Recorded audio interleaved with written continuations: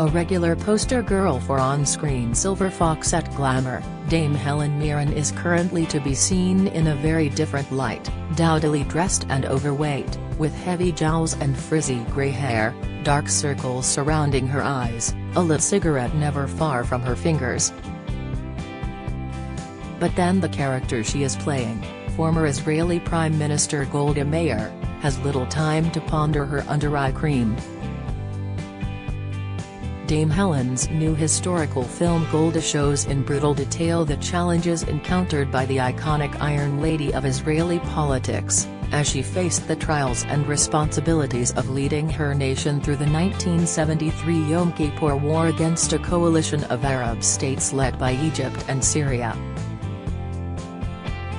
She was an incredible person to enter into and experience from within, Dame Helen says of Meir, speaking just before the premiere of the film at the Berlin Film Festival.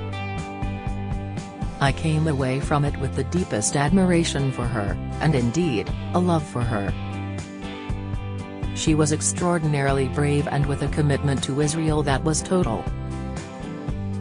To me, that was her driving energy and force and spirit, the understanding that Israel must exist.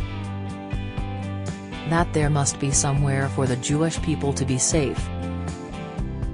In a weird way, it was a bit like playing Queen Elizabeth I of England, not because she had the regality or anything, but in the sense of her utter commitment to her country and to her nation. Over the last couple of decades, Dame Helen, 77, has made something of a speciality of portraying powerful women. In 2005, she played Queen Elizabeth I on the small screen in the TV series of that name.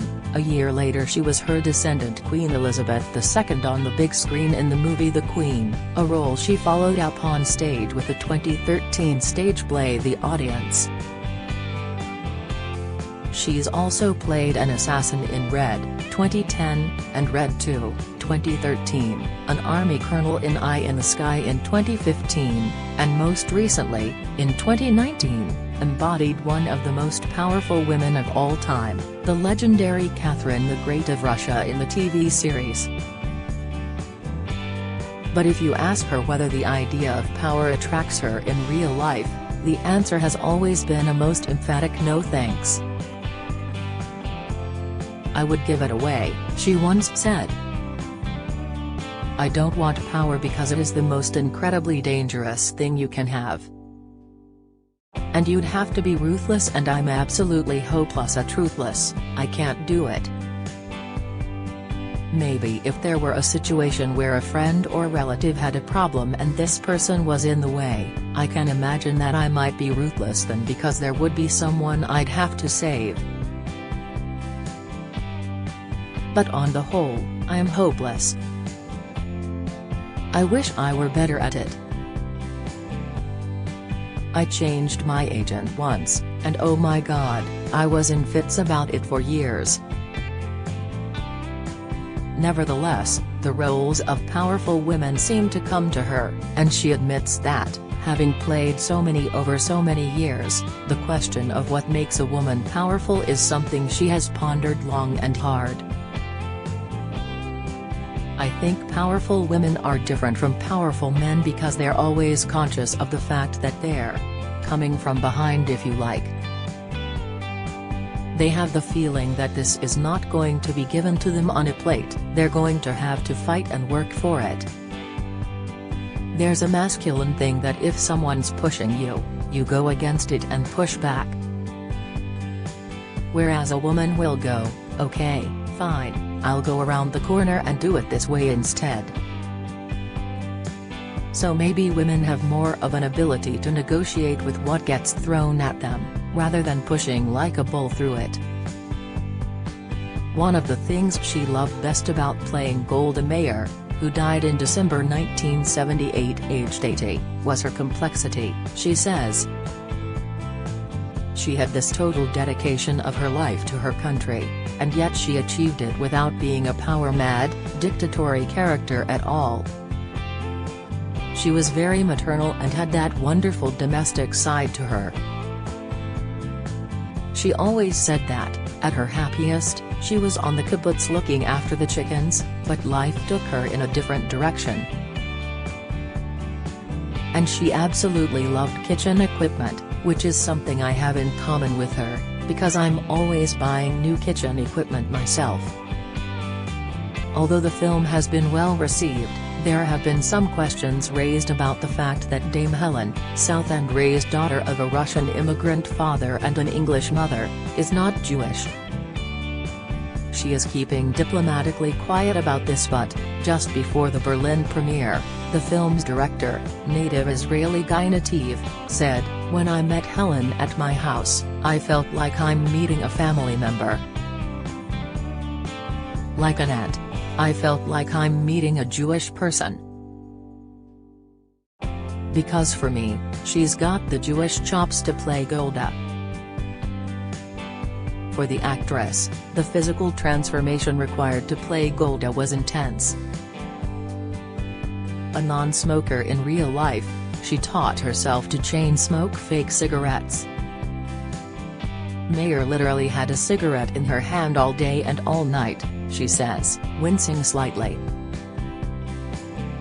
Dame Helen also required a fat suit and a grueling 4 hours every day in the makeup chair, having Mayer's face overlaid on top of her own. There was obviously a lot of makeup there, she agrees. "We had an incredible makeup team, 2 young girls who are just wonderful. For me, makeup and costume are very, very important parts of the creation of the character and a great tool to enter into it. It always rather surprised me at the end of the day when I took it all off and was me again, because I got so used to looking into the mirror and being that person." Having played prominent women both living and dead, Dame Helen says there is a particular challenge to playing one whose image has been familiar to many. "You've got to look right," she once said of playing Queen Elizabeth II. "You've got to sound right. You've got to move right. We don't know what Elizabeth I looked like or sounded like, but with Elizabeth II, there are certain requirements because there is a tape you can watch." She has had a huge admiration for the late monarch all along. At the recent BAFTA Awards, her moving tribute to the woman she described as the nation's leading star left the Queen's grandson Prince William visibly moved. But as long ago as 2006, she was already singing Her Majesty's praises. "I have met her at a polo match," she said at the time. She wouldn't remember because I was one of many, many people, but she was immediately engaging because she was charming, she was twinkly, and she was funny. She wasn't the Queen we think of as this serious person, that's her being the monarch. But there is another person in there." The Queen does laugh. Another woman to have won her admiration was, a little unexpectedly perhaps, Britain's own Iron Lady, Margaret Thatcher. "I absolutely didn't agree with her politics," she said recently. But there she was. So when a little 4-year-old girl watching television says, "Mummy, who's that?" her mother can say, "That's the Prime Minister." And in that 4-year-old mind is now an absolutely clear understanding that, as a woman, you can be Prime Minister, which when I was growing up was not the case. And I think that when you talk about empowerment for women, that little girl watching Mrs. Thatcher on television is an example of empowerment as much as anything. It's likely Golda Meir would agree.